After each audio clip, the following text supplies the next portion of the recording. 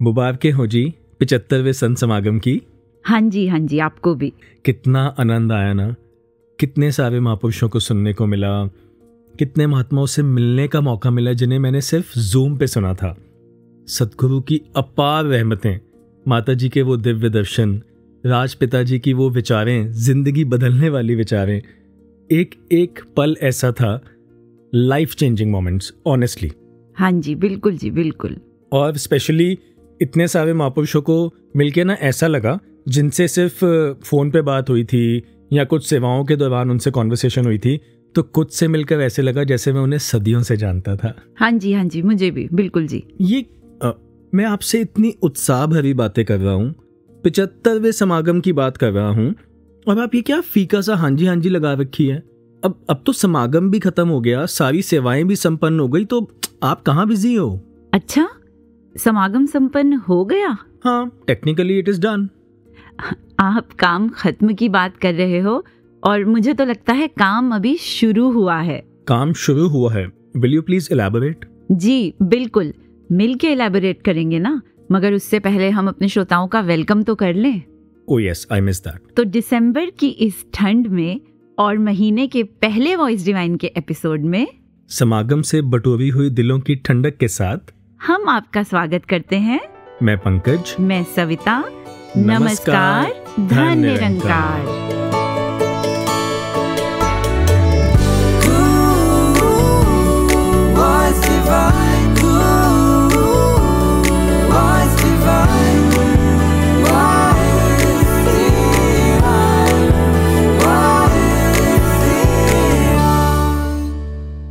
तो अब बताइए, कहाँ बिजी हैं आप, कहाँ खोए हुए हैं आप? एक थियरी है, जब भी कोई कुछ सीखता है ड्यूरिंग अ लर्निंग सेशन, तो उस समय if the learner is fully focused, he may retain up to approximately 100% of information. यानी आप कहना चाहते हैं अगर कोई ध्यान से सुने तो वो 100% तक भी रिसीव कर सकता है? बिल्कुल, उस समय। ओके। पर सेशन खत्म होते ही मोस्ट ऑफ द टाइम वो लर्नर उस नॉलेज को भूलने लगता है। होता है ना ऐसे ही। याद करो अपना स्कूल टाइम, जैसे ही हम क्लासरूम से बाहर जाया करते थे, ध्यान और चीजों में चला जाता था, बढ़ जाता था। हाँ, मैथ्स की क्लास में तो मैं सारा ही भूल जाता था। और फिर कहते हैं अगले 24 घंटों में ही ये नॉलेज रिटेंशन 100 से घट के 33% तक आ जाती है, Which is passing marks. Yes, अब सोचिए कहाँ 100 और कहाँ 33. And then it continues to decrease further over time at a slower but persistent rate. Okay. और धीरे धीरे बहुत थोड़ा ही कुछ याद रह पाता है। तो जिस नॉलेज को याद ही नहीं रखा, उसे यूज क्या करेंगे? और जिसे इस्तेमाल में ही ना ला सके, तो ऐसी नॉलेज का क्या फायदा? जी। तो इस थ्योरी के अनुसार हर न्यू नॉलेज को बनाए रखने के लिए और प्रोडक्टिव बनाने के लिए बेहद जरूरी है revision, repetition and most importantly, ध्यान से सुनना, इम्प्लीमेंटेशन। यानी उस नॉलेज को पूरी तरह से जीवन में उतार लेना, अपना लेना, with the help of practice, practice and practice. I agree. मुझे आपकी बात सुनकर ना ड्राइविंग लेसन याद आ गए। जब मैं गाड़ी चलाना सीख रहा था तो मुझे वो जो लेसन्स होते हैं, जो रूल्स होते हैं, वो सब बताए, gear, clutch, red light, green light, zebra crossing, वो सब लेसन्स मुझे दिए गए।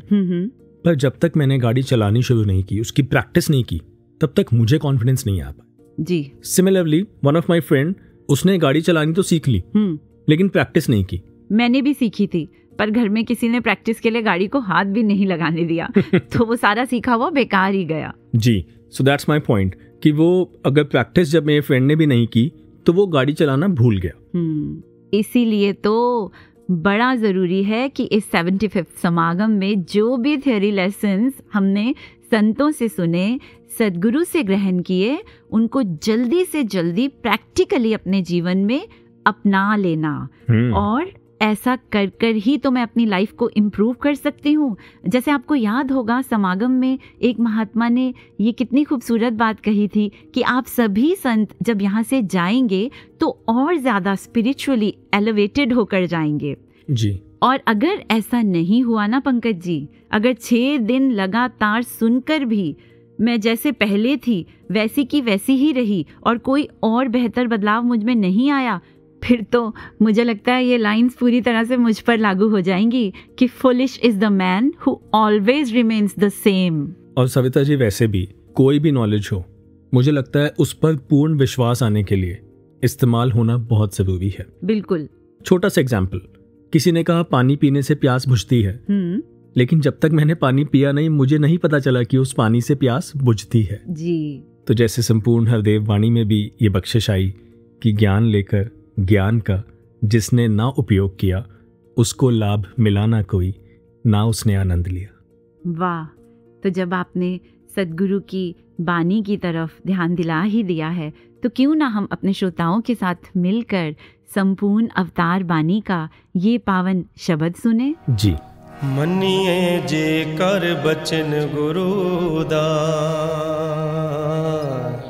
मनिए जे कर बचन गुरु दा, मनिए जे कर बचन गुरु दा, उस्तत गुर दी होवेगी, उस्तत गुर दी होवेगी, आप सिमरन होवेगा ते दुर्मत दूर खलोवेगी, आप सिमरन होवेगा ते दुर्मत दूर खलोवेगी, मनिए जे कर बचन गुरु दा, मनिए जे कर बचन गुरु दा।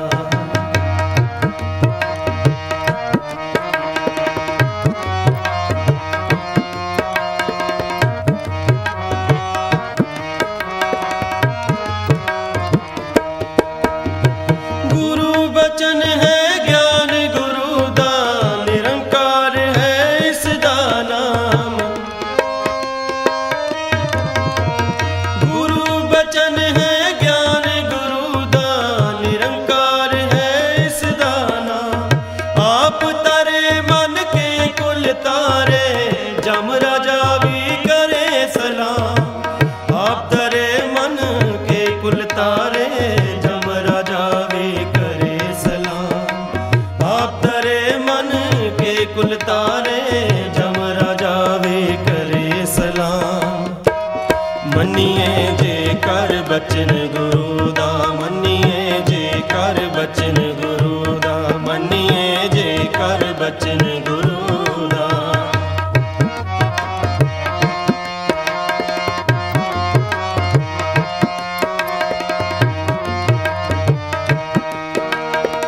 पाणा मन्ने निरंकार दा, सतगुर ते विश्वास करे, पाणा मन्ने निरंकार दा, सतगुर ते विश्वास करे, कहे अवतार सदा होए सुखिया, देवलोक विच वास करे, कहे अवतार सदा होए सुखिया, देवलोक विच वास करे, कहे अवतार सदा होए सुखिया, देवलोक विच वास करे, मनिए जे कर बचन गुरु दा, मनिए जे कर बचन गुरु दा, उस्तत गुर दी होवेगी, उस्तत गुर दी होवेगी, आपे सिमरन होवेगा ते दुर्मत दूर खलोवेगी, आपे सिमरन होवेगा ते दुर्मत दूर खलोवेगी, मनिए जे कर बचन गुरु दा, मनिए जे कर बचन गुरु दा, मनिए जे कर बचन गुरु दा, मनिए जे कर बचन गुरु दा। पंकज जी, 2 साल पहले बच्चे घर में एक छोटी सी पपी लेकर आए। कंग्रेचुलेशंस। जी। अब तो खैर वो बड़ी हो गई है और समझदार भी हो गई है, पर अगर उस समय की बात करूं तो वो बहुत शैतान थी। घर में सॉक्स, रबर बैंड्स, शूज सब उसके फेवरेट थे, जो भी मिलता अपने दांतों से काट लेती थी। अच्छा। तो वेट उसके डॉक्टर के कहने पर ही दिन में उसे कुछ देर के लिए हम बांध लेते थे। एक दिन की बात है, वो बंधी हुई थी और थोड़ी नींद में थी, तो मैंने बेटी से कहा कि इसे खोल देते हैं, बड़ी देर हो गई बंधे हुए। तो बेटी ने कहा बंधा रहने दो, शैतानी करेगी। मैंने कहा नहीं करेगी, उसे तो पता भी नहीं चलेगा कि खुल गई है क्योंकि नींद में है। तो बेटी ने सहज में ही कहा, मम्मा पता ही नहीं चलेगा तो फिर फायदा ही क्या खोलने का।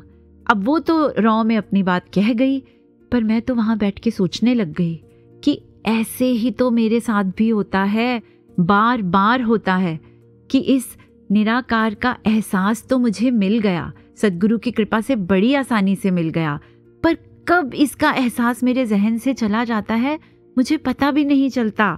और वो लीश के खुल जाने के बाद भी मेरी हालत वो बंधे हुए जैसे ही हो जाती है, क्योंकि इसके एहसास के जाते ही सुकून और आनंद तो जाता ही है, और जाने कहाँ से ढेरों नेगेटिविटीज, इनसिक्योरिटीज, ईगो और पता नहीं कितनी सारी बुराइयां मन में आके घर कर जाती हैं, जैसे कि तैयार ही बैठी थी।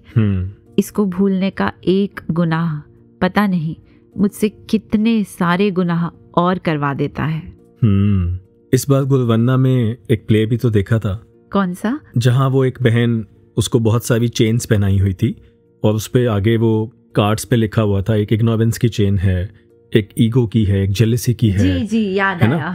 और फिर somebody he was acting as God, उन्होंने वो बंधन उसके तोड़ रहे हैं, वो एक एक चेन उसकी तोड़ रहे हैं जी। तो सद्गुरु तो सभी बंधन तोड़ने आए हैं, जैसे कि संपूर्ण अवतार वाणी में भी लिखा है, सतगुरु मैनू चवनी लाया, भरम भुलेखा सब गवाया। सब भरमों से, सब बंधनों से मुझे निजात दिलाने आए हैं और दिला रहे हैं। और इन बंधनों से आजाद होने के बाद सविता जी 2 बातें बहुत जरूरी हैं। क्या? पहला, मुझे इस बात का एहसास होना कि अब ये बंधन टूट चुके हैं, और दूसरा बहुत जरूरी है वो ये कि कहीं मुझे बंधनों में रहने की आदत तो नहीं पड़ गई। कई बार बंधनों का, भ्रमों का बस तरीका और फॉर्म बदल जाता है, जैसे कि सोने की बेड़ी, लोहे की बेड़ी है तो दोनों ही बंधन का कारण ना। तो वो फॉर्म बदल जाता है और कोई कोई फॉर्म शायद मुझे ठीक भी लगने लगता है। और पता है ठीक क्यों लगने लगता है? क्यों? क्योंकि मुझे उसमें अपना आराम, अपना फायदा या अपना कंफर्ट दिख रहा होता है। टेम्परेरी। हाँ, एक बात याद आ गई जी। वंशज, मेरा बेटा जब 1-1.5 साल का था तो अचानक कुछ दिन लगातार ऐसा हुआ कि वो रात को रोने लगा एकदम से उठ के। अच्छा। और बहुत ज्यादा रोने लगा। ओह। तो डॉक्टर के पास ले गए, सब कुछ ठीक था। तो इतने में जब ये बात ऐसे ही फैमिली में हो रही थी तो किसी रिलेटिव ने सजेस्ट किया कि इसको कुछ आप ये निशान लगा दीजिए, या कुछ नुस्खे उन्होंने बताए। अच्छा। जो मुझे कहीं एक बंधन या एक भ्रम जैसे लग रहे थे। शुक्र है साथ में ब्रह्म ज्ञानी महात्मा बैठे थे, इससे पहले कि एक पिता का दिल पसीजता और मैं शायद उस तरफ बढ़ने की सोचता, या एक माँ का दिल जिसको सिर्फ अपने बच्चे की प्यारी नींद चाहिए वो उस तरफ जाने की सोचता, ब्रह्म ज्ञानी, चेतन, सजग महात्माओं ने कहा इसकी कोई ज़रूरत नहीं है, डॉक्टर से चेकअप करवा लिया है, वो बिल्कुल ठीक है, आप सुमिरन करके रात को सोया करो, वो चैन की नींद सोएगा। हमारी रक्षा, हमारी संभाल निराकार सतगुरु ने करनी है, किसी प्रकार के भ्रम या बंधन में पड़ने की जरूरत नहीं है। और ऐसा हुआ भी, वो भी चैन की नींद सोया और हम भी चैन की नींद सोने लगे। वाह। तो कुल मिला के we just cannot afford to forget God even for a single moment if we want to lead a happy, healthy and blissful life. और सिर्फ ज्ञान ले लेना किसी को विशेष नहीं बना देता, इस परमात्मा को हर पल याद रखने वाला विशेष होता है। जी बिल्कुल। वरना तो फिर बंधन खुले हैं या नहीं, एक ही बात है। और अब फिर समझ आता है पंकज जी कि इसलिए भी इन समागमों का आयोजन किया जाता है कि इसकी कांस्टेंट रिमेम्बरेंस बनी रहे। जी, और ऐसे कई विशेष ब्रह्म ज्ञानी महात्माओं के इस 75वें समागम में दर्शन करने का मौका मिला। एंड वी आर फॉर्चुनेट कि उनमें से कुछ अभी भी इंडिया में हैं और हम उन्हें स्टूडियो में रिकॉर्ड कर पा रहे हैं। बिल्कुल। तो ऐसे ही एक महात्मा आज हमारे साथ यहाँ पर मौजूद हैं, आदरणीय रिकी वधवा जी कनाडा से। तो आइए सुनते हैं कि समागम की इतनी सारी सुनहरी यादों में से ये कौन सी यादों को सहेज कर हमारे साथ साझा करने के लिए आए हैं। जी। धन निरंकार जी, सबसे पहले तो मन में यही ख्याल आता है कि हम ये जो 75th एनुअल संत निरंकारी समागम है, ये सिर्फ करने नहीं आए थे, बल्कि ये समागम को अपने साथ वापस लेके जाने के लिए आए थे। We weren't here to attend, but rather take the समागम back with us. And when we entered the pandal, सबसे पहले जो सेटअप हमने देखा, and we were so occupied and happy to attend and be a part of it. कि ये setup के पीछे कितनी सारी मेहनत लगी, कितने सेवादारों ने अपना सब कुछ इसमें डाला। सेटअप देखते हुए ही याद आया जो एग्ज़ाम्पल हमने कुछ ही दिनों पहले सुनी कि घड़ी की कुछ सुइयाँ देखकर वक्त तो पता लग जाता है, बट उस वक्त बताने के पीछे इतना बड़ा जो कॉम्प्लेक्स सिस्टम लगा होता है और उस सिस्टम को चलाने के लिए जो बैटरी होती है, तो कहाँ सेवादारों ने पिछले महीनों से ये सेवाएं करते हुए ये इतना सुंदर सेटअप किया और पीछे ताकत हमारे सतगुरु माता सुदीक्षा जी महाराज की होती रही। कहते भी हैं कि खिदमत खलकत ही खिदमत खुदा है, और ये समागम को देखकर I actually felt this way in true essence. It was a sea of devotees come together for the same purpose. And ये देखकर ये एहसास हुआ कि कई सारे थे स्पेशली अब्रॉड से जो इस समागम को अटेंड भी कर पाए, कई सारे ऐसे भी थे जो नहीं भी कर पाए।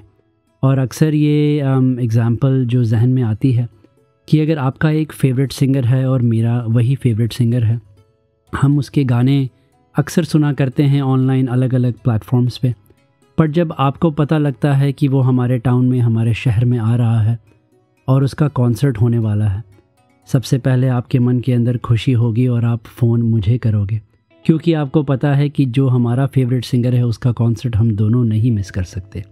तो जब आप मुझे फ़ोन करते हो, हम उस कॉन्सर्ट की तैयारी करते हैं, और जब उस कॉन्सर्ट पे पहुँचे होते हैं वो एक्सपीरियंस बहुत अलग होता है, क्योंकि जिसके हम फ़ैन होते हैं वो हमारे सामने खड़ा होता है, हमारे सामने परफॉर्म कर रहा होता है। इसी तरह ये जो समागम था सारे ही इस गोल से आए थे, क्योंकि हम सब निरंकार के चाहने वाले हैं, सतगुरु के चाहने वाले हैं। वो हमारे सामने थे, उनके दर्शन हुए, और मैं और आप तो उसको एंजॉय कर ही रहे थे, बल्कि जो आसपास भी हमारे थे वो भी सेम मकसद, सेम चाहत की वजह से इस समागम में थे। तो उसका जो मज़ा था और भी बढ़ता गया और भी बढ़ता गया। और टेक अवेज तो कई सारे थे, बट आई रिमेंबर कि एक कोट सुना था समागम के दौरान कि we are getting ready to live but aren't living. और ये समागम में एहसास हुआ कि जीना है। I am living, I am live, I am life, I am here, I am now. अब में जीना है, यहाँ पर जीना है।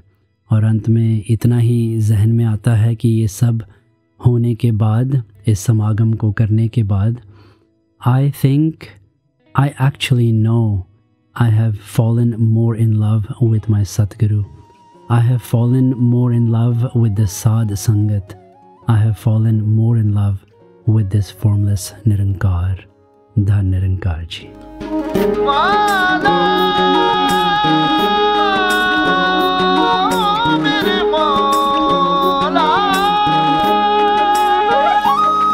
तेरी एक झलक है यूं मेरा जी उठता लूलू, तेरी एक झलक है जी उठता लूलू। अव्वल तू आखिर तू, मैं तेरी शरण में हूँ। अव्वल तू आखिर तू, मैं तेरी शरण में हूँ। हाँ, अव्वल तू आखिर तू, मैं तेरी शरण में हूँ। अव्वल तू आखिर तू, मैं तेरी शरण में हूँ। मैं तेरी शरण में हूँ, मैं तेरी शरण में हूँ। मैं तेरी शरण में हूँ, मैं तेरी शरण में हूँ। तेरा सच का है दरबार, तेरा सच का है दरबार, मेरा तू ही सिरजनहार। तो आप सुन रहे हैं वॉइस डिवाइन, और चर्चा चल रही है 75वें वार्षिक निरंकारी संत समागम की और उससे मिली सिखलाइयों की। जी पंकज जी, आप बताइए, परमात्मा को याद किसने करना होता है? मन ने। सही। और इसे भूलता कौन है? मन। करेक्ट। यानी मन का तो बड़ा इम्पोर्टेंट रोल हुआ। Very important. क्योंकि इस मन के जरिए ही हर महसूसियत होती है, और असल में ये महसूसियत ही सुख या दुख है। जी। कोई परिस्थिति, घटना, व्यवहार, किसी के कहे हुए कड़वे बोल मुझे उतना परेशान नहीं करते जितना मन में बार बार उनके बारे में सोचते रहना परेशान कर जाता है। रिश्तों में मेरी आसक्ति कितनी है, मैं किसी को कितनी इम्पोर्टेंस दे रही हूँ, ये मेरी पीड़ा का कारण बनता है। कुछ दिन पहले किसी ने एक ऐसी बात कही जो बड़ी फील हुई। अच्छा। उसने तो एक लाइन एक ही बार कही, पर मैंने पूरा दिन उस लाइन को याद रखा और खुद को दुखी करती रही। आप उसे रिवाइंड करते रहे। जी, रिवाइंड और रिवाइज। तो अब ये बात मैं क्यों कह रही हूँ, मन की बात क्यों कर रही हूँ, बताती हूँ। आपने समागम में हर साल देखा ही होगा ना, कायरोप्रैक्टिक टीम आती है। जी। इस बार भी आई थी। जी। और कितनी सेवा करते हैं। Yes, with a smile. जी, विद अ स्माइल। तो कायरोप्रैक्टिक ट्रीटमेंट के बारे में एक बार थोड़ा सा पढ़ा। जी। तो जाना कि ये ट्रीटमेंट बॉडी की बोन्स, नर्व्स और मसल्स में आई तकलीफ को स्पाइनल एडजस्टमेंट के माध्यम से ठीक करने वाला ट्रीटमेंट है। जी। इनका मानना है कि spinal adjustment improves the functioning of other systems throughout the body. Okay.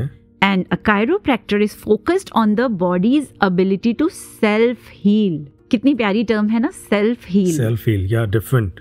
तो इसी तरह, क्योंकि हर सुख दुख, चाहे वो फिजिकल हो, मटेरियल हो या मेंटल हो, मन महसूस करता है, तो एडजस्ट भी इस मन को ही करने की जरूरत होती है। मानते हैं ना? जी बिल्कुल मानता हूँ। और ये काम सिर्फ और सिर्फ एक सद्गुरु ही कर सकते हैं। तो हमारे कायरोप्रैक्टर तो हमारे सद्गुरु हैं। जी बिल्कुल, हमारे तो कायरोप्रैक्टर भी वही हैं, दिल के डॉक्टर भी वही हैं, दिमाग के डॉक्टर भी वही हैं। सब कुछ इन्हीं की वजह से ठीक चलता है। बिल्कुल ठीक। तो सद्गुरु इस मन को ऑलवेज चेंजेबल दुनिया से हटाकर हमेशा एक जैसे रहने वाले निरंकार से मिला देते हैं। क्या बात है। अलाइन कर देते हैं। और इससे क्या होता है, हमारी मानसिक शक्ति यानी सेल्फ हील की पावर बढ़ जाती है, क्योंकि ये निरंकार तो ऑल पावरफुल है। Exactly. मैं चाहे कितनी ही कमजोर क्यों ना हूं, पर जब मैं ऑल पावरफुल से जुड़ जाऊंगी तो मैं क्या हो जाऊंगी? पावरफुल। तो अब भी ये मन फील तो करता ही है, पर हर पल एक जैसे रहने वाले निरंकार को। इसलिए अब लाइफ में कितनी भी हलचल क्यों ना हो, केओस क्यों ना हो, मन इस सब में रहते हुए भी बिना विचलित हुए स्थिर और शांत रह पाता है। Once I discovered that God was the doer, everything just fell into place. Everything made sense. Wow, beautiful. पर साथ ही में सविता जी, जितना आसान ये कहना है इस मन को नियंत्रित करना या इसको डायरेक्शन देना, उतना ही ये मुश्किल भी है जी। But I would want to say है इम्पॉसिबल नहीं है जी, क्योंकि सतगुरु ने हमेशा बार बार हमें याद दिलाया दैट इट इज पॉसिबल, ये किया जा सकता है। समागम में भी सदगुरु माता जी ने ये बख्शिश की और कहा कि स्थिर मन और सहज जीवन संभव है। I know it is challenging, माया का प्रभाव है, बहुत प्रबल है और ज्ञान सूक्ष्म है तो मुकाबला तो है, पर फिर भी इस मुकाबले में हम जानते हैं जीत आज तक किसकी हुई है और किसकी हो सकती है अगर आसरा सतगुरु का लिया जाए तो। बिल्कुल। मुझे वॉइस डिवाइन में ही सुनी हुई एक बात याद आ गई। जी बताइए। एक बार एक सेगमेंट में महात्माओं से प्रश्न किया गया कि मन को स्थिर कैसे बनाएं। अच्छा, जानते हैं उन्होंने क्या जवाब दिया? क्या? उन्होंने कहा इसको स्थिर बनाने के प्रोसेस में सबसे पहला स्टेप है ये जानना कि इसका स्वभाव है भागना, ये दौड़ेगा। अच्छा, बस we have to make sure कि ये जब भी भागे ना, ये सतगुरु की ओर भागे। क्या बात है। ये उनकी शिक्षाओं की तरफ भागे। क्या बात है। ये साथ संगत की तरफ भागे। ये पक्के महात्माओं की तरफ भागे। वाह। और ये जब सतगुरु की तरफ भागेगा ना, तो उन्होंने इसको इस निराकार से जोड़ देना है और फिर स्थिरता तो आ ही जाएगी स्थिर के साथ जुड़कर। तो यानी आप ये समझाना चाह रहे हैं कि सतगुरु की रहमत के साथ साथ मेरी मेहनत भी बहुत जरूरी है। जी बिल्कुल। और जहाँ गुरसिक की मेहनत का हिस्सा है सत्संग, सेवा और सुमिरन, वहीं एक और प्रयास गुरसिक कर सकता है। क्या? जिसके बारे में हमने समागम में भी सुना, वो है अरदास। जी। तो आइए अरदास करते हैं सतगुरु माता सुदीक्षा जी महाराज के चरणों में। माता जी, ये मन छोटा सा शब्द है कहने में बहुत आसान है, पर हम जानते हैं मुश्किल है, पर आपने ये भी हमें समझाया है कि असंभव नहीं है, तो आपके ही चरणों में अरदास है। ज्ञान लेते वक्त पहला प्रण आपको दिया था कि तन, मन और धन ये इस निराकार की देन है और इसी की अमानत समझ के इस्तेमाल करना है। तो आज फिर से ये अरदास की सच्चे पातशाह, हमसे तो ये मन संभाले नहीं संभलता, पर आपका आसरा लें तो सब कुछ संभव है, पॉसिबल है। तो ये तन, मन और धन सच्चे पातशाह आपके पावन चरणों में समर्पित कर पाएं। आपकी, मेरी, सुनने वाले हर श्रोता की ये अरदास अपने सद्गुरु के चरणों में हर पल बनी रहे। और अब आगे बढ़ने से पहले चलिए हम सभी मिलकर सुन लेते हैं एक अरदास भरा गीत।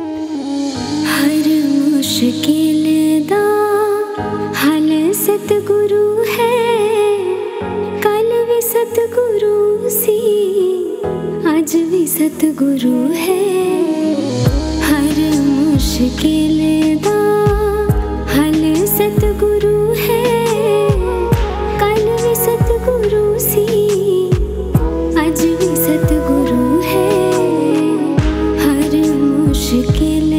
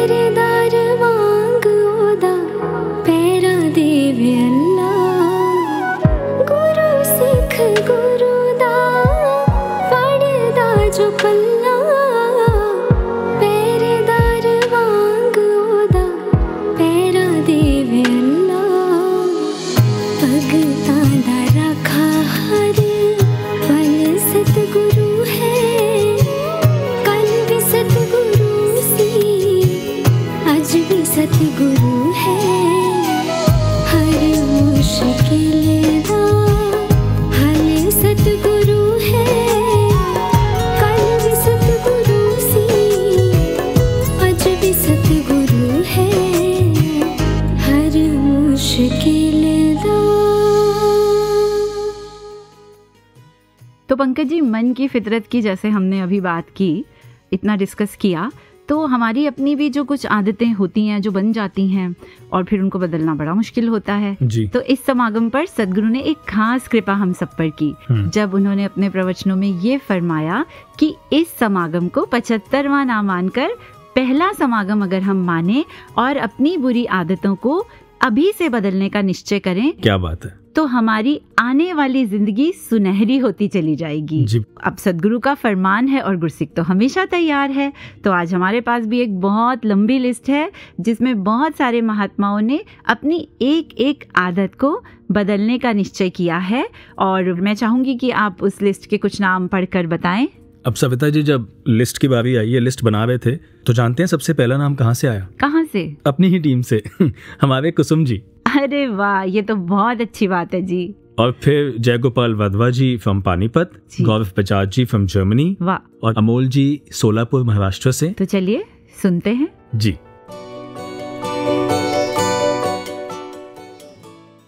जिंदगी हमेशा कुछ न कुछ ठीक करने की गुंजाइशें हमें देती रहती है, अगर हम समझ पाए तो। इस बार 75वें वार्षिक निरंकारी संत समागम पर सद्गुरु ने साफ शब्दों में हमसे कहा और हमें ये मौका भी दिया कि हम अपनी कुछ आदतें जो ठीक नहीं हैं उन्हें छोड़ दें या बदल लें। तो मैंने देखा कि ज़िंदगी में कभी कभी ऐसे पल या परिस्थितियां आती हैं जब हम चीज़ों को वैसी नहीं देख पाते जैसी कि वो वास्तव में हैं। एक फॉग सा होता है उस वक्त हमारी आंखों के सामने, जैसे गुस्से के पलों में, नफरत के पलों में, दर्द के पलों में। वो जैसे किसी शायर ने भी कहा है कि जब दूरियां बढ़ीं तो गलत फहमियां भी बढ़ गईं, फिर उसने वो भी सुना जो मैंने कहा ही नहीं।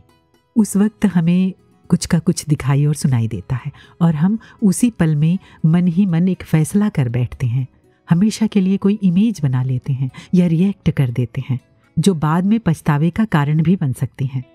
जबकि अगर हम उन परिस्थितियों की गहराई में जाएं या एक अलग एंगल से देखें या ठहर कर सोचें तो कुछ समय बाद ये पता चलता है कि दरअसल चीज़ें वैसी नहीं हैं जैसे कि हमने उनके बारे में एक धारणा उस पल में बना ली थी, या कई बार नहीं भी पता चलता। लेकिन होता ऐसा ही है कि ऐसे पलों में हम एक फॉग में घिरे होते हैं। मेरे साथ भी अक्सर ऐसा हो जाता है। तो इस बार समागम में मैंने सद्गुरु का आदेश मानते हुए ये तय किया कि किसी भी नेगेटिव परिस्थिति में कोई फैसला लेने से पहले, किसी इंसान या घटना के बारे में कोई नेगेटिव इमेज बनाने से पहले थोड़ा ठहरूंगी, सोचूंगी और उस दूसरे एंगल से भी देखने की कोशिश करूंगी, ख़ास तौर पर सद्गुरु के नज़रिए से। और इस तरह देखकर मैं कोई फैसला लेने की कोशिश करूंगी। हाँ, ये बदलाव मैंने यकीनन खुद में करना है। धन निरंकार जी। तानकार जी, वैसे तो हजूर जो भी फरमाते हैं वो गुरसिख के लिए एक आदेश ही होता है और कर्तव्य बन जाता है कि हूबहू जैसा आदेश आए वैसा हमें मानते चले जाना है। उसमें किसी भी प्रकार की अपना कोई भाव शामिल नहीं करना। इस बात से हजूर ने एक उदाहरण दिया कि जो मन के भाव हैं, जैसे एक डाकू और एक डॉक्टर, दोनों के हाथ में एक चाकू है। कहीं डॉक्टर सकारात्मक कार्य के लिए उसका प्रयोग कर रहा है और डाकू जो है वो नकारात्मक के लिए। पर ऐसी अवस्था में यदि वो गुरु ज्ञान को लेकर अपने मन के भाव बदल लेते हैं तो वही जो डाकू नकारात्मक कार्य कर रहा था वो सकारात्मक कार्य कर पाएगा। और इसी प्रकार यदि डॉक्टर के भाव बदल जाते हैं तो वो नकारात्मक भी हो सकता है। ऐसे में हुजूर फरमा रहे हैं कि मन के भाव इस गुरु ज्ञान से बदल जाते हैं और हमें भी ज्ञान को पाकर हर समय इस सकारात्मक भाव में शामिल होना होगा। दास समझता है जो हुजूर ने इस 75वें समागम में फरमाया है, दास उन भावों को हूबहू अपने जीवन में उतार पाए, ऐसी दास सद्गुरु से प्रार्थना करता है। प्रेम से बोलिए धानकार जी। Dhanika ji, the 75th Samagam just passed and it feels like a year of Gurmat has passed and another year of Gurmat has started, and we all had the opportunity to look into ourselves, to introspect and to realize where we stand in Gurmat, in Bhakti.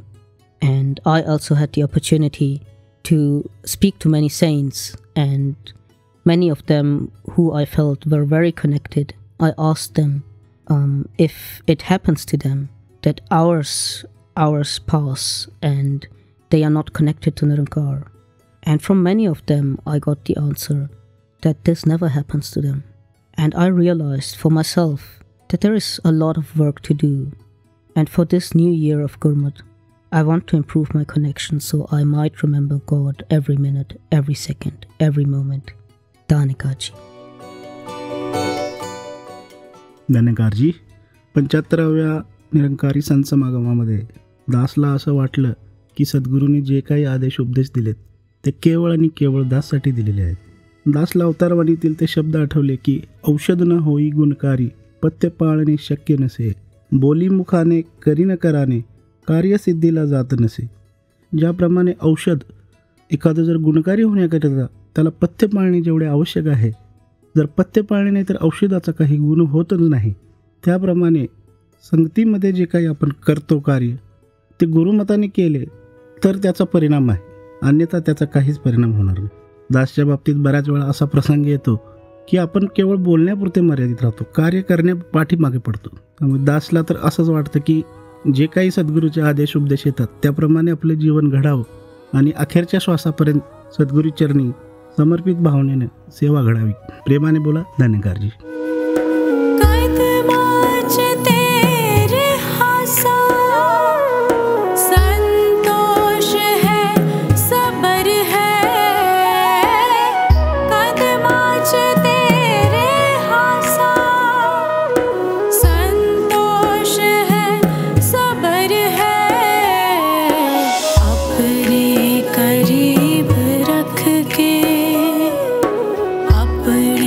करीब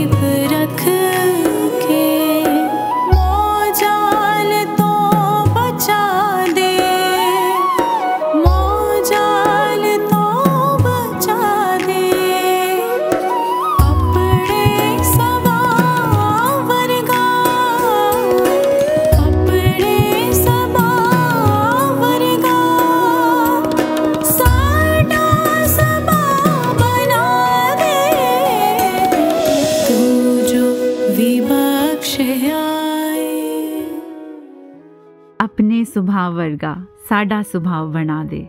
कितने सुंदर भाव अभी हमने श्रवण किए जी। और इस समागम में ही कितने प्यारे प्यारे गीत सुनने को मिले। ये तो हाईलाइट रहा म्यूजिक इस समागम का जी। और बहुत खुशी हुई जब कुछ गीतों के दौरान ये देखा कि किस तरह से जो म्यूजिकल इंस्ट्रूमेंट्स थे, ऐसा पहली बार देखा कि वो भी सभी बहनें ही प्ले कर रही थी। सदगुरु ने बहुत सुंदर सुंदर नज़ारे हमें इस 75th समागम के दौरान दिखाए जी। तो पंकज जी, जैसे हम इस एपिसोड में महात्माओं को शामिल करके समागम से जुड़े उनके एक्सपीरियंस सुन रहे हैं जी, तो अपनी सेवाएं निभाते हुए समागम को अटेंड करते हुए कितने सारे सुंदर सुंदर एक्सपीरियंस तो हमें भी हुए। जी बिल्कुल। तो मैं चाहूंगी कि आप भी कोई एक ऐसा एक्सपीरियंस जो आपके दिल के बहुत करीब हो हम सभी से शेयर करें। Okay, so out of lots of blissful experiences I choose to share this one. Yes, इसमें बहुत कुछ सीखने को था मेरे लिए। बताइए। सविता जी, सेवा दल रैली की तैयारियों के साथ जुड़ने का, सेवा का करने का मौका मिला और प्रिपरेशंस के दौरान ऐसा होता था कि सब जगह से आइटम्स आनी थी अक्रॉस द वर्ल्ड।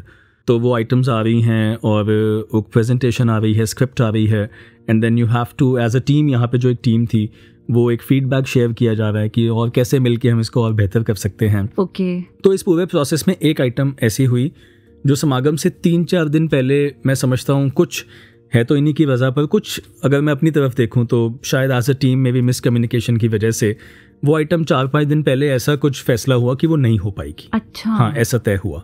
और जब वो महात्मा मुझे समागम पे मिले तो मैं उनसे मिला और मैंने उनसे माफ़ी मांगी कि महापुरुषों मुझे माफ़ कर दीजिए, क्षमा कर दीजिए, आप सबने मेहनत भी की होगी, तैयारी भी की होगी और फिर भी 4-5 दिन पहले पता लगना कि अब वो नहीं हो पाएगा। तो क्योंकि वो 4-5 दिन पहले जो उसमें चेंजेस कुछ होने थे अब वो पॉसिबल नहीं थे होने। अच्छा। तो फिर भी समवेयर आई फेल्ट कि maybe we could have done better here, right? क्योंकि महापुरुषों ने कितने महीनों से तैयारी शुरू कर दी होगी। जी, that's my analysis of that event, right? जी। और मैं अपना ही वर्जन उसका सुना रहा हूँ। जी। तो मैंने उनसे माफ़ी मांगी, उनके चरणों में सर रख के भी क्षमा मांगी क्योंकि मुझे अंदर से कहीं गिल्ट था। तो जानते हो उन महात्माओं ने क्या किया? क्या? उन्होंने मुझे जोर से गले लगा लिया। अच्छा। बहुत प्यार किया। 1 मिनट तक उनके दिल से तो आशीर्वाद निकल रहे थे, ये मुझे उनके साथ खड़े होकर ही पता लग रहा था। उनकी जुबान से भी आशीर्वाद निकलते रहे। उनकी आंखों में आंसू थे, मेरी आंखों में आंसू थे। और फिर पता उन्होंने क्या कहा? क्या? कहते जब 4-5 दिन पहले पता लगा ना कि अब इस रूप में ये परफॉर्मेंस स्टेज पे नहीं जाएगी, तो जितने भी पार्टिसिपेंट्स थे सब गुरसिखों ने वहीं पे एक महात्मा को स्टेज पे बिठाया, उनको नमस्कार की और सेलिब्रेट करके डांस किया कि हमारी सेवा तो आज ही परवान हो गई। क्या बात है। तो अब वो सेवादल वैली में परफॉर्म करने वाले थे, तो वो जो परफॉर्मेंस उन्होंने देनी थी उसका क्रक्स तो पहले से ही उनके अंदर था, उसका भाव, उसका निचोड़ तो पहले से ही सच्चे पातशाह ने उनके अंदर भरा हुआ था। मैं कहीं ये अपनी गलती को कवर करने के लिए नहीं कह रहा, सिर्फ ये कहना चाहता हूँ कि वो जो भाव वहाँ देखने को मिला ना, उसने ये समझाया कि सेवा सिर्फ सदगुरु के सामने आना नहीं है, सेवा सिर्फ कुछ दिख जाना नहीं है, सेवा तो ऐसा भाव है जिसके लिए कहा गया कि सेवा करे पाताल में, प्रकट करे आकाश। क्या बात। So that was very mesmerizing, very beautiful and a learning experience for me कि कैसा भाव एक गुरसिख का, खास तौर पे एक सेवादार का सदगुरु और सेवाओं के प्रति होना चाहिए। अब तो मेरी भी आंखें भर आई हैं। जी। So this was my experience, right? आपको भी बहुत से experiences हुए होंगे, I'm pretty sure। बहुत सारे। तो बताइए। जी, तो मैं भी उनमें से एक एक्सपीरियंस, जो मैं भी शायद अभी तक उस फील्ड में हूँ। तो हम पंकज जी जहाँ ठहरे थे वहाँ से समागम ग्राउंड की, समालखां की दूरी कोई 45-50 मिनट्स की थी। तो हर रोज़ कोई ना कोई महात्मा गाड़ी लेके हमें लेने और छोड़ने आया करते थे। जी। तो जब उस दिन प्रोसेशन वाला दिन था और उस रात को हम समागम ग्राउंड से जब वापस जहां हम ठहरे थे उस जगह पे जा रहे थे, तो जो महात्मा हमें लेने आए उनसे हम पहली बार मिले। तो मेरे साथ बाकी के जो और भी बहनें, हमारा जो स्टूडियो स्टाफ है, हम सभी बैठे थे और हम वो पूरा दिन वो नज़ारा था तो हम बहुत सारी बातें कर रहे थे। तो वो महात्मा मैंने ऑब्जर्व किया बिल्कुल चुपचाप बैठे थे। अचानक जब आधा रास्ता तय हुआ तो उन्होंने बात करना शुरू कर दिया और वो कहना शुरू हो गए कि आज एक बहुत अनोखी सी बात हुई और फिर हम सब एकदम से उनको सुनने लग गए कि महात्मा क्या कहने जा रहे हैं। अब ये पहली बात थी जो उनके मुंह से निकली। तो उन्होंने कहा कि उन्होंने पिछले 4-5 दिनों का समागम पूरा अटेंड किया, मगर एक दिन पहले अचानक से कोई इतना इम्पोर्टेंट काम आया कि उन्हें जहां वो रहते हैं वहां से 300 किलोमीटर की दूरी पे जाना पड़ा। अच्छा। किसी काम से, और अगले ही दिन उनको वहां से वापस लौटना था जिस दिन प्रोसेशन वाला दिन था। ओके। और उन्होंने बताया कि काम खत्म होते ही वो वहां से चले और उनका पूरा ध्यान रास्ते में प्रोसेशन की ओर था, और उन्होंने पूरी कोशिश की कि जल्दी से जल्दी वो वापस पहुंच सके ताकि कम से कम कुछ समय भी उन्हें सदगुरु के दर्शन का मौका मिल जाए। पर बहुत ट्राई करने के बाद भी यहाँ पहुंचते पहुंचते शाम हो गई, और जब वो पहुंचे तो शोभा यात्रा संपन्न हो चुकी थी। तो उन्होंने कहा मैं तो बहुत उदास और निराश हो गया, और मैं बस उसी मन से घर वापस जाने के लिए गाड़ी में बैठा। तो इतने में जाने कहाँ से सेवा दल आया और उन्होंने कहा महापुरुषों अपनी गाड़ी साइड करो, सदगुरु की गाड़ियां आ रही हैं। अच्छा। तो कहते हैं मैंने जल्दी से गाड़ी साइड की और मैं निकल के बाहर खड़ा हो गया। अब वो क्या देखते हैं, सदगुरु की गाड़ियां उनके पास से होके गुजर रही हैं। एक पल को गाड़ी धीमे हुई, उनके सामने आके शीशा खुला और सदगुरु ने सामने से उनको एक बहुत प्यारी स्माइल दी। क्या बात है। इन्होंने भी यहाँ से अपना सर झुकाकर अपना पूरा प्यार और अपनी श्रद्धा सदगुरु के चरणों में भेंट की, और सदगुरु अपना प्यार देते हुए उन्हें आगे की ओर निकल पड़े। तो वो महापुरुष, उनकी आंखें भरी हुई थी और वो प्यार में सराबोर थे, और उन्होंने कहा उस पल से महापुरुषों अभी तक ना मैं इससे बाहर नहीं निकल पाया हूँ, और मैं ढूंढ रहा था कि कोई मुझे मिले और मैं उसे ये बता सकूं कि किस तरह से आज सदगुरु ने मेरे मन की बात रखी, वरना मुझे शायद पूरा साल अफसोस रहता कि मैंने पूरा समागम अटेंड किया और मैं ये प्रोसेशन मिस कर गया, सदगुरु के दीदार मुझे नहीं हो पाए। तो बस मुझे यही लगा, किसी से एक बार ये बात सुनी थी कि प्यार करने में उतना एफर्ट नहीं लगता जितना निभाने में लगता है। तो सच कहती हूँ, इस समागम पे जिस तरह संतों को देखा ना सदगुरु के प्रति अपना प्यार समर्पित करते हुए, उसी तरह से देखा सदगुरु को भी एक एक गुरसिख तक, चाहे वो कहीं दूर किसी सेवा में अकेला खड़ा था, उस तक भाग भाग कर जाते हुए। तो श्रद्धा से आज ये मन नतमस्तक है अपने सदगुरु के प्रति, इनके प्यार के प्रति और इनके गुरसिखों के प्रति। वो एक बात कभी सत्संग में सुनी थी कि सच्चे हृदय की पुकार जब भक्त सच्चा गाए है, भक्त वत्सल कान में ये झट से पहुंच जाए है। तो ये तो एक एक गुरसिख का ख्याल रखते आए हैं, रख रहे हैं। और जैसे ही आप माता की मुस्कान की बात कर रहे थे तो मेरी आंखें नम हो रही थी। ये आंखें तो नम हमेशा रहेंगी सदगुरु के प्यार में। तो चलिए, अब हमने इतने ब्यूटीफुल एक्सपीरियंसेस एक दूसरे से अपने श्रोताओं से शेयर किए, तो अब आगे बढ़ने से पहले लेते हैं एक म्यूजिकल ब्रेक। तेरा चर्चा, तेरा चर्चा, तेरा चर्चा साहिब, तेरा चर्चा, तेरा चर्चा साहिब, तेरा चर्चा, तेरा चर्चा से लेके आसमां तक क्या तेरा चर्चा, इधर उधर मैं जहां भी जाऊं तेरा चर्चा,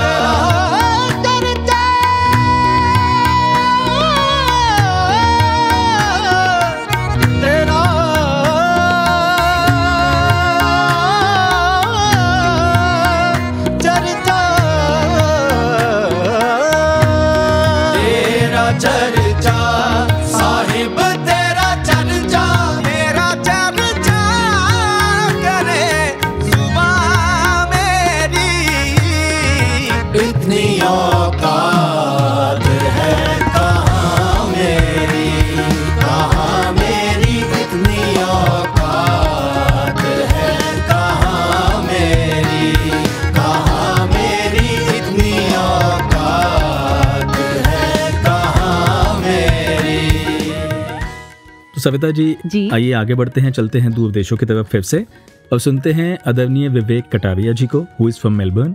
उनका समागम का अनुभव क्या रहा, कैसा रहा? चलिए प्यार से कहिए दानंकार जी। I think that 75th international Samagam, a huge, a vast ocean of positivity. That is what I witnessed. And the theme itself is so unique, that Ruhaniyat and Insaniyat Sangsang, that how important that spirituality is the part of humanity, and extending that concept further on the principles of spirituality, जहाँ पे सेवा, सिमरन और सत्संग का भाव आता है। वहीं जब पहले दिन सेवा दल की रैली में इस तरीके से सेवा दल को बैठ के सच्चे पातशाह के चरणों में वो सत्संग करने का मौका मिल रहा था, तो मन में वही भाव आ रहा था। हुजूर ने इस बात को भी फरमाया कि किस तरीके से सेवा दल कई बार अपनी अपनी जगहों पे वो ड्यूटी करते हुए वो कितना समय हॉल में बैठकर सत्संग सुनने का भी मौका नहीं मिलता। And I was able to relate that to my own experience, that certain times कि जब वो मन में जो भाव है सत्संग में बैठ के जो इसके एहसास का बनता है, जब वो कहीं ना कहीं वो एहसास जब कम होना शुरू होता है, तो चाहे वो हाथ हिल रहे हों, चाहे वो पैर देखने वाले को लग रहा हो कि कुछ सेवा की जा रही है, पर मन को पता होता है कि अब जब वो एहसास कम होना शुरू होता है तो वो भाव भी सेवा का कहीं ना कहीं कम हो जाता है। और यही बात समझ में आ रही थी कि सेवा भी तो एक भाव है, ये कोई कर्म नहीं, ये कोई अपने आप में उंगलियों का हिलना ही नहीं। और जब वहाँ पे सच्चे पातशाह ने बैठा के वो सीख दी, सिखलाई दी कि किस तरीके से कितना इम्पॉर्टेंट है दैट कि वो रूहानियत जो वो स्पिरिचुअलिटी है वो बेसिस हो, वो फाउंडेशन हो, और जब वो फाउंडेशन सॉलिड रहेगी तो उसी के ऊपर ये स्पिरिचुअलिटी के प्रिंसिपल्स, सेवा, सिमरन, सत्संग ये बनना शुरू होते हैं। वो एहसास के साथ उसकी फाउंडेशन के ऊपर ही वो principles and that positivity to be remaining. और उस पॉजिटिविटी को महसूस भी किया उस समागम के दौरान। जो वहाँ पे महात्मा आए हैं उनके बीच में जब बैठे, उनसे जब बातें की, तो उस कि किस तरीके से in practical life the way my mind works, my brain works is that it gets into that analysis and कहीं ना कहीं वो एक ताना बाना शुरू हो जाता है तोल मोल का, कि फिर उसके बाद एक जजमेंट बना ली जाती है and the total outcome is the dissatisfaction. पर कहीं ना कहीं इन महात्माओं के बीच में बैठ के ये बात समझ में आती है कि पूरे का किया सब किछ पूरा, काटवाद किछ नाही, and that's when you realize that everything is it's bliss. जब ये बात इन महात्माओं के बीच में पॉजिटिविटी इनके एक्शंस में देखने को मिलती है, तो समझ में आता है कि how important and how practical this concept is, कि कहीं ना कहीं वो जो मेरे मन में वो ताना बाना जो मैं बुन रहा हूँ उसकी ज़रूरत ही नहीं है। जस्ट सिंपली सब कुछ ही जब इसकी कृपा है, उसको सिर्फ उस आनंद को एक्सेप्ट करने की ज़रूरत है। और उसका प्रैक्टिकल लाइव एग्जाम्पल जहाँ पे अरेंजमेंट भी किए गए, जहाँ पे हम ठहरे हुए थे, वहाँ पे महात्माओं का ध्यान था कि जो महात्मा यहाँ ठहरे हैं उनकी सेवा की जाए। And for some reasons we were coming back to that premises at 4:30 AM in the morning, और महात्मा वहाँ पे वेट कर रहे हैं कि जब ये महात्मा आए तो उनको गरम गरम वो खाना परोसा जाए। और मन में यही भाव आ रहा था कि दैट सर्विस विद स्माइल वो सिर्फ तभी पॉसिबल हो पा रही है क्योंकि दैट कॉन्सेप्ट ऑफ स्पिरिचुअलिटी, वो जो रूहानियत है, वो पॉजिटिविटी है, वो उनके मन में बसी हुई है और उनके रोम रोम से वो फूट रही है। And that is only when that service with smile is possible. That is one take I would like to take with me, कि अगर वो मेरा फाउंडेशन जो है, ये जो सच्चे पातशाह ने रूहानियत बख्शी, ये पॉजिटिविटी बख्शी, ये मेरा फाउंडेशन सॉलिड होना शुरू हो जाए, वो उतना ही डीप हो, तभी उसके ऊपर फिर वो जो आनंद की जो एक इमारत है वो खड़ी हो सकती है। That is one take I would like to implement। और जो सच्चे पातशाह ने आशीर्वाद दिए कि this is the first samagam, and I realized at that point, वो एक बात लग रही थी कि that yes every moment, every minute when I realize my shortcomings, और जब ये रियलाइज़ होता है दैट मिनट, जब इसका एहसास होता है, वो मेरा पहला समागम वहाँ से शुरू होता है, वो मेरा पहला मौका बनता है कि मैं अपने आप को सुधार पाऊँ। Instead of dwelling in my past, की building on my old mistakes, learning from then and moving on and grabbing that opportunity की सच्चे पातशाह आपकी फिर रहमत हुई कि आपने ये एहसास बख्शा कि वो जो गलतियाँ हुई वो आपने एहसान करके उनको बख्शा। अब आगे जो है वो गलतियाँ ना हो और आपके दिए हुए जो प्रिंसिपल्स हैं उसको हम अपना पाएँ। That is something I would like to carry on throughout my life. सच्चे पातशाह के चरणों में सबके लिए यही अरदास। भक्तों के प्रेम को देख सतगुरु भी यूं मुस्काते हैं। रूहों के इस मेले में बिन बोले ही वो आते हैं। कैसा ये भोला बंधन है, कैसा ये अद्भुत नाता है। किसके दर्शन किसको हुए समझ में कुछ नहीं आता है। गुरु और भगत के बीच का फर्क ही यूं मिट जाता है। दोनों ही गदगद होते गए, बस तू ही तू रह जाता है। मुझे पल पल तू स्वीकार, मुझे पल पल तू स्वीकार, मेरा तू ही सृजनहार।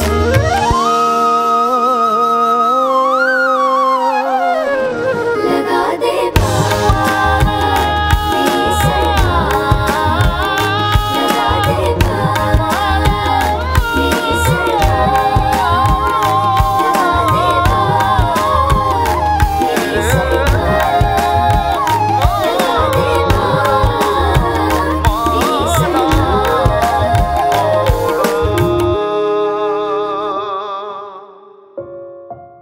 सविता जी, समागम की थीम ब्यूटीफुल, रूहानियत और इंसानियत संग संग, जी है ना? हाँ जी। जब पहली बार ये थीम सुनी तो यही मन में भाव आया कि रूहानियत में तो इंसानियत पहले से शामिल है, इंसानी गुण शामिल हैं, ह्यूमन वैल्यूज आर देयर। बिल्कुल। और समागम में बहुत सारे महापुरुषों को सुना, सतगुरु माता जी को सुना, राजपिता पूज्य रमेश जी को सुना, तो ध्यान आया क्यों ये सबक पढ़ाया जा रहा है। अक्सर ये कह दिया जाता है कि being a good human being is enough, बस अच्छे इंसान बन जाए बहुत है जी। पर आप देखिए, जब हम सिर्फ इंसानी स्तर पे बात करते हैं, जब इस लेवल पे बात की जाती है, तो एक सेंटेंस आपने भी अक्सर सुना होगा, मैंने तो बहुत सुना है कि भाई साहब आखिर हम हैं तो इंसान ही ना, क्या हो गया? अगर मुझसे किसी का नुकसान हो गया, उसने भी तो मेरा किया होगा या किसी और ने किया होगा। ये तो एक शील्ड की तरह यूज किया जाता Exactly. है। अगर मैंने किसी को खरी कोटी सुना दी, अरे मुझे भी तो कितनों ने सुनाई है। अरे अगर मैंने किसी का हक दबा लिया तो क्या हो गया, मैं हूं तो इंसान ही ना। या फिर सारे प्रवचन क्या मेरे ही लिए है? हाँ, उसके लिए कुछ नहीं है। बिल्कुल। तो जब सिर्फ इंसानियत या इंसानी दर पे इंसानियत या सिर्फ एक इस लेवल पे बात की जाती है ना कि मैं इंसान हूं, तो फिर वहां बहुत सारी लेवरेजेस मैं अपने आप को दे देता हूं। जैसे कि हमने वो चंडीगढ़ की स्किट में भी देखा होगा गुरु वंदना में, कि कैसे अपने आप को वो एक लेविश मन देने को तैयार है कि कोई बात नहीं, वो शादियां भी रात की हो जाएं, उसमें वो भी आदेश कोई ऐसे लाग जाएं जो कहीं ना कहीं सदगुरु की ओर से बिल्कुल मनाही है। तो एक छोटी सी लेवरेज हम अपने मन को देते हैं और बाकी ये अपने आप ले लेता है। बिल्कुल। तो इसीलिए जब इंसानियत को रूहानियत का आधार मिल जाता है, ब्रह्म ज्ञान का आधार मिल जाता है, जब वो दृष्टि मिल जाती है जो सतगुरु ने दी है, जब कोई पराया नहीं लगता, जब सब अपने लगते हैं, जब समझ आ जाता है कि मैं और ये सामने वाला कोई अलग नहीं है, तो उसके बाद फिर मैं अपने आप को ये लेवरेजेस देना बंद कर देता हूँ और मेरी इंसानियत रूहानियत का आधार पाकर मुकम्मल हो जाती है, कल्याणकारी हो जाती है। क्या बात है। रूहानियत की जैसे आपने बात की, रूहानियत के आधार की बात की पंकज जी, तो मैं अपने आप को ये बार बार याद दिलाना चाहूँगी कि ये रूहानियत हम तक पहुँचती किस माध्यम से है। ये रूहानियत हम तक पहुँचती है सतगुरु के माध्यम से। फिर चाहे वो इस निराकार परमात्मा के ज्ञान, इसके एहसास के रूप में हो, या फिर चाहे जैसे आपने कहा इंसानी जामे में हम हैं तो हमें ये जीवन भी जीना है, तो उस इंसानी जीवन को जीने के लिए हमें जिन टेक्निक्स और गुर की ज़रूरत होती है वो भी फिर हमें साकार सतगुरु से उनकी शिक्षाओं के माध्यम से मिलती हैं, जो शायद शुरू में मानना बड़ा मुश्किल लगता होगा, पर जब उसका रिजल्ट सामने आता है ना, तो वो एक बात याद आई। सत्संग में एक महात्मा ने अपने विचार के दौरान ये बताई कि कैसे एक बार एक बच्चा अपने पापा के पास जाता है और उनसे कहता है, पापा प्लीज़ होमवर्क में मेरी मदद कर दीजिए, मुझे एक टास्क मिला है। तो पापा कहते हैं कि अभी मैं बहुत बिजी हूँ। तो बच्चा जब दोबारा जिद करता है तो पापा उसे डांट के वहाँ से वापस भेज देते हैं। वो बच्चा अपने कमरे में वापस चला जाता है। अब कुछ देर बाद फादर को लगता है कि मैंने तो बच्चे को डांट दिया, जाके देखूं कहीं उदास तो नहीं। वो कमरे में जाके देखते हैं कि बच्चा सो चुका है और उसके पास एक पेपर पड़ा है, पीस ऑफ पेपर, और उसमें एक टास्क लिखा है जो स्कूल की तरफ से शायद उस बच्चे को मिला था कि कोई ऐसे 3 काम बताएं जो आपको शुरू में तो अच्छे नहीं लगते पर बाद में जब उनका रिजल्ट आता है तो आपको बहुत अच्छा लगता है, खुशी होती है। तो उस बच्चे ने वो होमवर्क खत्म कर लिया होता है, जिसके लिए वो पापा के पास शायद हेल्प के लिए जा रहा था। तो उसमें पहली बात उसने लिखी थी कि जब एग्ज़ाम आते हैं और उनके लिए दिन रात पढ़ना पड़ता है ना, तो मुझे बिल्कुल अच्छा नहीं लगता। हाँ, पर जब मैं अगली क्लास में पहुंच जाता हूँ, अपग्रेड हो जाता हूँ, तब मुझे बहुत खुशी होती है। क्या बात है। और फिर उसने लिखा था, जब मैं बीमार होता हूँ और कड़वी कड़वी मेडिसिन खानी पड़ती है ना, तो मुझे बिल्कुल अच्छा नहीं लगता। पर हाँ, बाद में जब वो कड़वी दवाई खाने से मैं एकदम ठीक हो जाता हूँ, सेहतमंद हो जाता हूँ, तब मुझे बहुत अच्छा लगता है। और तीसरी बात जो उसने लिखी, जिसे पढ़ के वो पिता भी भावुक हो गए, कि जब पापा मम्मा मुझे डांटते हैं ना और किसी बात से रोकते हैं, तो मुझे बिल्कुल अच्छा नहीं लगता। पर जब कुछ समय के बाद मैं और बच्चों को देखता हूँ और जब मैं ये महसूस करता हूँ कि उनकी डांटने की वजह से मैं गलती करने से बच गया और उस गलती से होने वाले नुकसान से भी बच गया, तब मुझे बहुत अच्छा लगता है। तो सीधा ध्यान आया कि बेशक ये लगता है कि सद्गुरु जो कह रहे हैं वो मुश्किल है, मुझे अपनी सोच, अपनी चॉइस, अपने वेज को एक तरफ रखना पड़ेगा। अब तक जो मैंने सीखा है, दुनिया से जो सीखा है, जो आदतें मैंने सीखी हैं, उनको बदलना पड़ेगा। It's not possible. लेकिन उस समय भले ही वो बात मुश्किल लगती हो, लेकिन एक बार अगर हम अपने दिमाग, अपनी मत को एक तरफ रख के गुरु के अनुसार जीवन जिएंगे ना, तो सारी उम्र अच्छा ही लगता रहेगा। क्या बात है, मुझे तो आपकी बात सुन के ऑलरेडी बहुत अच्छा लग रहा है। और आपने जो कहा ना, बिल्कुल उससे मिला जुला। कुछ दिन पहले एक पॉडकास्ट सुना जी, so I would not go into the details, but उसका एक मैसेज था, peace over pleasure. And that was about, for example, उन्होंने पॉडकास्ट में कहा कि maybe eating unhealthy food और very tasty food right now gives me pleasure, जी, but it will not give me long lasting peace. Maybe body को वो peace नहीं देगा, because when I put on wait या कुछ health problems होंगी तो वो पीस छीन ही लेगा। हाँ, वो पीस छीन लेगा, राइट जी, या तो वो पीस अवॉइड करते हैं जो पीस छीन लेगा। एंड सिमिलरली उन्होंने कहा कि बहुत बार हम ऐसा झूठ बोल देते हैं जो अननेसेसरी होता है, but then to keep it, to remind ourselves of it कि मैंने क्या बोला था, वो पीस जाता रहता है उस वजह से जी। तो उस वक्त तो लग रहा होता है कि I have had the pleasure of, मैं वो झूठ कह के बच गया, but then it is not long lasting. So जो आपने कहा, सद्गुरु की बात, it might not give you the immediate pleasure right now, थोड़ा सा मुश्किल लग सकता है in that sense, right, otherwise तो ये आराम ही देती है जी, but it will surely give you long lasting peace. जी, तो गुरु के वचन पे चलना है मुश्किल, मगर चलने वालों ने पाई है मंजिल। क्या बात है। तो आज और भी महात्मा हमारे साथ हैं जो सद्गुरु की बात मानने वाली मंजिल की ओर बढ़ चुके हैं। अरे वाह, वो आदत वाली लिस्ट अभी पेंडिंग है सविता जी। जी जी। तो उस लिस्ट के बाकी नाम आप प्लीज हमारे श्रोताओं से शेयर कर दीजिए। जी, तो अब हमारे साथ जुड़ने जा रहे हैं जितेंद्र जी, मजीठा पंजाब से, and then coming back to the team, Sakshi Kalia ji, Avneesh Duggal ji, Navdeesh ji और रश्मि जी। धन्यवाद जी। इस बार 75वें निरंकारी संत समागम पर जो सानू सतगुरु ने आदेश दिता है कि मैं कुछ माड़ी आदतें छोड़कर चंगी आदतें अपना पावां, और जो भी किसी महापुरुष का हुक्म आंदा है सेवा वास्ते, मैं उन्होंने अनबन हस हस के मन पावां और सतगुरु दी आशीर्वादों के पात्र बन पावां। जैसे कि मैं सोचता है कि ऐसी कोई गलती ना हो जाए मेरे से कि किसी महापुरुष को कुछ ऐसे कड़वे बोल बदा कि जो किसी महात्मा का दिल दुख जाए और महात्मा को भी ना चंगा लगे और मेरे को भी चंगा ना लगे। इस करके मैं हमेशा ही चाहांगा कि जो गुरु दी सिखलाई है मैं उस सिखलाई ते चल पावां और चंगे बोल महात्मा नूं बोल पावां और सतगुरु दी आशीर्वादां दे पात्र बन पावां। धन्यवाद जी। The one thing which I would like to change about myself is knowing the right thing to do, yet still not doing it. वो कभी कभी होता है ना, मुझे पता है मेरे लिए क्या सही है, किस में मेरा फ़ायदा छुपा है, और ये भी पता है कि उसे करना कैसे है, लेकिन फिर भी मैं उसे करती नहीं हूँ। Could be any reason.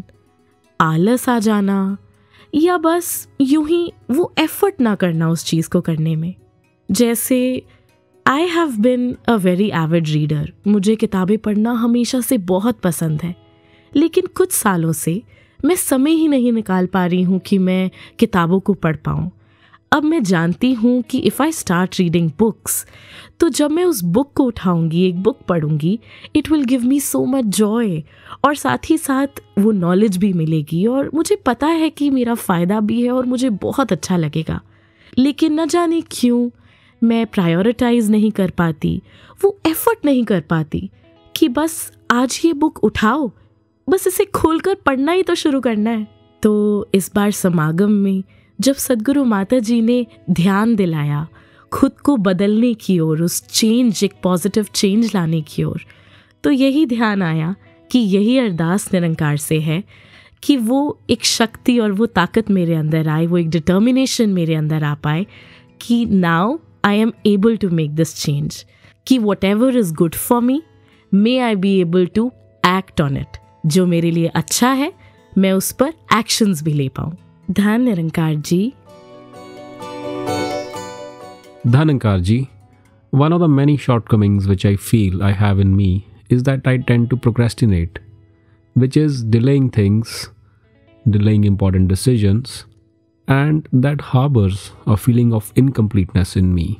From this samagam onwards, or rather I should say from this moment onwards, I pray and wish to do away with this trait of mine and do my duty and complete my assigned tasks. Along with this, I seek from Nirankar the inherent belief of selflessness while doing any action. धन निरंकार जी, यूं तो सद्गुरु के मुखारबिंद से निकला हर वचन ही एक गुरसिक के लिए आदेश हुआ करता है, पर इस बार जब 75वें निरंकारी संत समागम में सद्गुरु माता सुदीक्षा जी महाराज ने यह फरमाया कि इस समागम को हम सब ने अपना पहला समागम समझकर कोई एक ऐसी आदत छोड़नी है जो शायद गुरमत के अनुसार नहीं है, तो नेचुरली ही ध्यान इस बात पर चला गया कि एक आदत बनती कैसे है। पढ़ा तो समझ आया that a habit is nothing but a behavior or an action that has been repeated enough times to become automatic, and my actions are in turn the result of my thoughts. तो सद्गुरु निरंकार से बस यही अरदास है कि मेरे thoughts हमेशा इनकी सिखलाइयों से सिंक्ड रहें। गुरसिख गुरदी अखनल वेखे, गुरुदे कन्नल सुनदा है, गुरसिख ज्ञान सरोवर विचों हीरे मोती चंदा है। मेरे थॉट्स पर ब्रह्म ज्ञान का एक ऐसा पर्दा हमेशा चढ़ा रहे ताकि मेरा हर एक्शन गुरमत में हो और मेरी हर आदत मेरे भक्ति मार्ग में सहायक बने। फिर वो सभी कॉन्सेप्ट्स जो सद्गुरु हमें सिखाते जा रहे हैं, practical spirituality, benefit of doubt, कण कण से शिक्षा लेना, ये सब मेरे जीवन में स्वतः ही आ जाती हैं।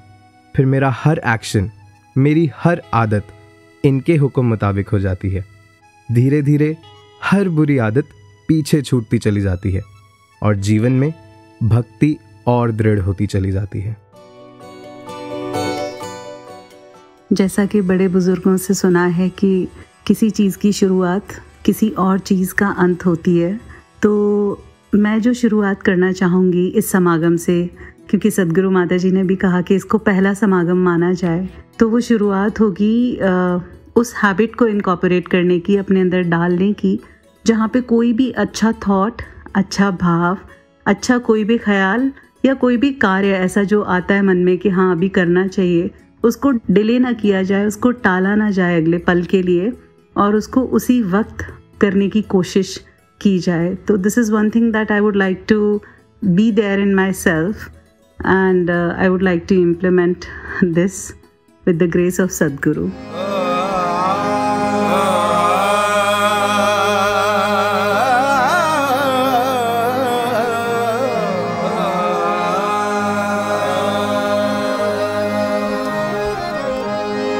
किसे कम दा नहीं सी सौ रब दी, लज सतगुरु जी दे रखे रही होई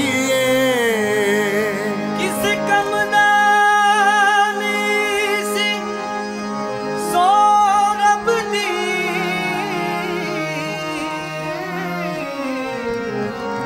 लज सतगुरु दे रखिया रही। सादे जे गरीबां दी हर मुश्किल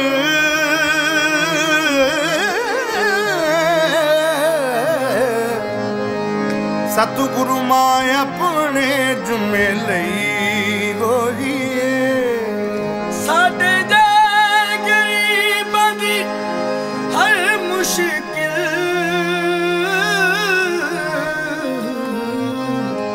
सतगुरु मां अपने जुमे मोटे ते लोई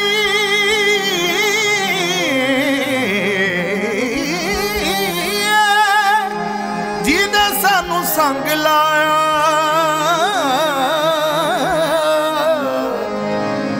सतगुरु वर्गा ना कोई मैनू वल नहीं तोड़ नवाब बनदा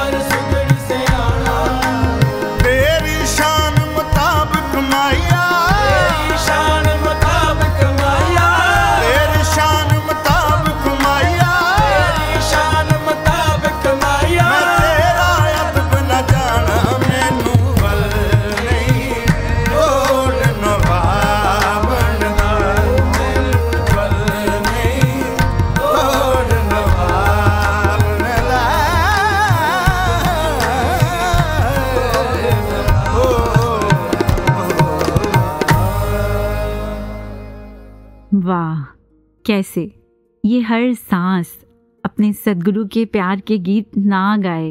वो सद्गुरु जो निराकार रूप में तो हर पल मेरा साथ देते ही देते हैं, साकार रूप में भी अपने प्यार को निभाते हैं।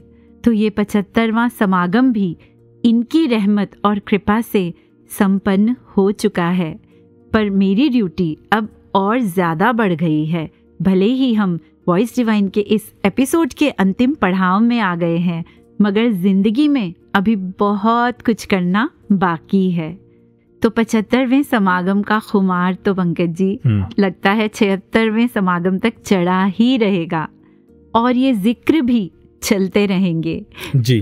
तो अब जो एक अरदास अंत में मैं सद्गुरु के चरणों में करना चाहती हूँ और अपने आप को ये याद दिलाना चाहती हूँ कि जैसे शुरू में आपने भी कहा और अक्सर मैं खुद भी कई बार ये कहती हूँ कि आज तो सत्संग में मज़ा आ गया या समागम में मज़ा आ गया, कितने लाइफ चेंजिंग एक्सपीरियंस थे, कितने लाइफ चेंजिंग वर्ड्स थे। तो अब सच में लाइफ को चेंज करने का वक्त आ गया है। मज़ा तो तब है जब सच में ये लाइफ चेंज हो जाए, पूरी तरह से सद्गुरु की मर्जी के अनुसार हो जाए। क्या बात है। और एक बात जो समागम से मेरा टेक अवे है, जब सद्गुरु ने ये कई बार अपने प्रवचनों में फरमाया कि हर इंसान में फुल पोटेंशियल है परमात्मा बनने का, तो आज सद्गुरु माता जी आपके चरणों में यही अरदास है, आपने जो चाहा है हमने वो ही बनना है। क्या बात है। और सविता जी, आपने कहा चेंज होने का वक्त आ गया है, आपने सद्गुरु माता जी की विचार का जिक्र किया, मुझे निरंकारी राजपिता पूज्य रमेश जी की बात याद आ गई, जहाँ उन्होंने संपूर्ण अवतार बाणी के उस शब्द की बात कही कि बीते नू ललचाइया नजरा नाल तकाना माया है, औंदे समय दे सपने ले ले वक्त बिताना माया है जी। कि या तो फ्यूचर में जीते हैं या पास्ट में जीते हैं, ऐसा होता है हमारे साथ, प्रेजेंट में ही जीना भूल जाते हैं। बिल्कुल present, right now, this moment, ये निरंकार में होना है। तो जब आपने बदलने की बात की तो उसके लिए भी जो पास्ट निकल चुका है मैं कुछ नहीं कर सकता, जो फ्यूचर आने वाला है वो तो अभी आएगा, लेकिन आज इस वक्त अभी से तो शुरुआत कर सकता हूं ना। बिल्कुल। कल का तो वैसे भी नहीं पता, इसीलिए संपूर्ण अवतार बाणी में भी शहंशाह जी ये प्रेरणा देते हैं कि कर दे चलो गल हरीदी, इस तो वड्डी गल नहीं, नहीं अवतार भरोसा तंदा अजता हैं पर कल नहीं। और बच्चों को तो सिखाते हैं कि बेटा कल पे होमवर्क नहीं छोड़ना है, अगर समागम क्लास वर्क था तो खुद को बदलना होमवर्क है। और ये होमवर्क, यही अरदास कि आज इसी पल से मेरा स्टार्ट हो जाए। बिल्कुल पंकज जी, और अब तो बस एक ही होमवर्क है कि किसी की बात अब कानों में ना जाए तो अच्छा है, तेरी तालीम ही मुझको समझ आए तो अच्छा है। क्या बात है। तो इसी अरदास के साथ पंकज जी, पहले समागम की आपको, मुझको और सभी श्रोताओं को ढेर सारी मुबारक। और जाने से पहले आप सभी से यही रिक्वेस्ट करना चाहूँगी पूरी वॉइस डिवाइन टीम की तरफ से कि बहुत समय हो गया, आप सभी के फीडबैक फ़ोन्स के ज़रिए या समागम पर भी जब सबसे मिलने का मौका मिला तो बहुत से महात्माओं ने अपना प्यार दिया इस प्रोग्राम को, सभी एंकर्स को, सभी पार्टिसिपेंट्स को। और आप सभी तो वो पार्टिसिपेंट्स हैं जो मिलकर इस प्रोग्राम को सजाते और संवारते हैं। तो आप सभी से यही रिक्वेस्ट है कि आप अपने फीडबैक voicedivine@nirankari.org पर भेज सकते हैं और भेजते रहिए, क्योंकि ये फीडबैक हमारा हौसला बढ़ाते हैं, हमें इम्प्रूव करने में मदद करते हैं। तो सविता जी, जो सब अच्छी बातों का, सब रहमतों का, सब अच्छाइयों का, दिव्यता का सोर्स है, आइए उन्हीं के चरणों में समर्पित होते हैं और जोड़े जाते हैं अपने श्रोताओं को सतगुरु माता सुदीक्षा जी महाराज के इन पावन प्रवचनों से और लेते हैं इजाजत। नमस्कार, धन निरंकार।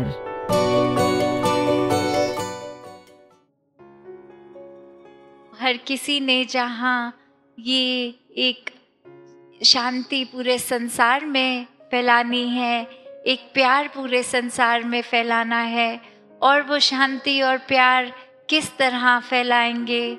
पहले शांति और प्यार खुद बनकर, और जिस तरह एक दिल में जब प्यार होता है, प्यार बन जाते हैं, तो ये शांति भी, सुकून भी, एक चैन अमन भी इस तरह ही एक फैलता जाता है, एक मन में ठहरता है पहले।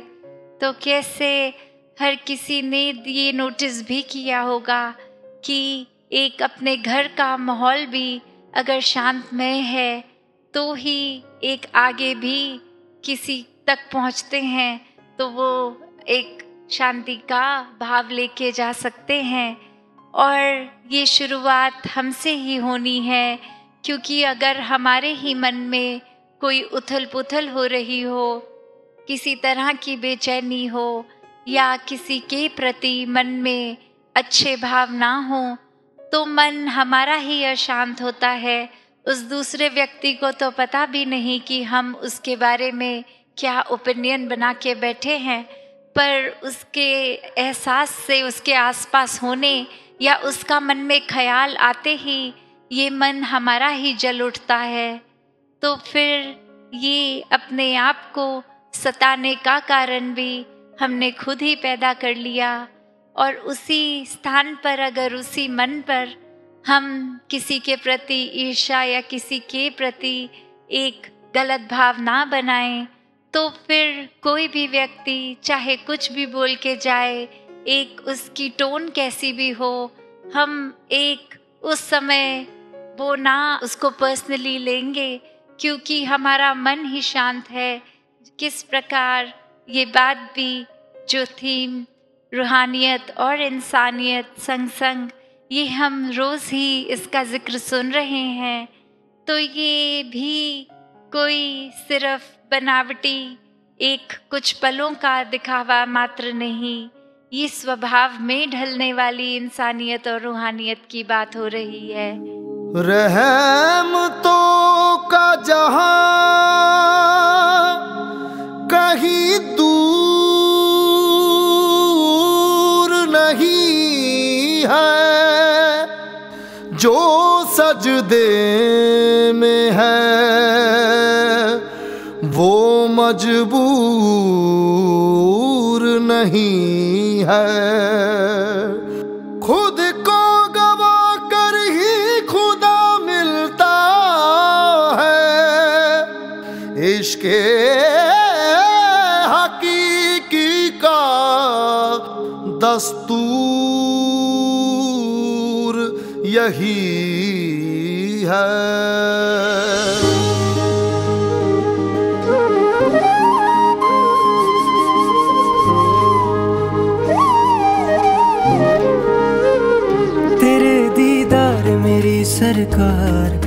पतझड़ में आई बहार, तेरे दीदार मेरी सरकार। पतझड़ में आई बहार, किया मुझको है स्वीकार, दिया माटी जन्म सवार। किया मुझको है स्वीकार, दिया माटी जन्म सवार। किसी और की ना दरकार, किसी और की ना दरकार, मेरा तू ही सिरजनहार। तेरे दीदार मेरी सरकार, पतझड़ में आई बहार। तेरे दीदार मेरी सरकार, पतझड़ में आई बहार।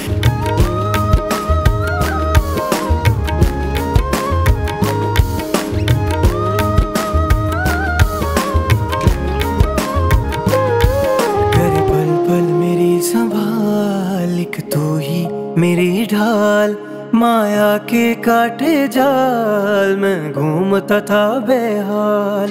दी गुरमत वाली चाल, दी गुरमत वाली चाल, मेरा तू ही सिरजनहार। तेरे दीदार मेरी सरकार, पतझड़ में आई बहार। तेरे दीदार मेरी सरकार, पतझड़ में आई बहार।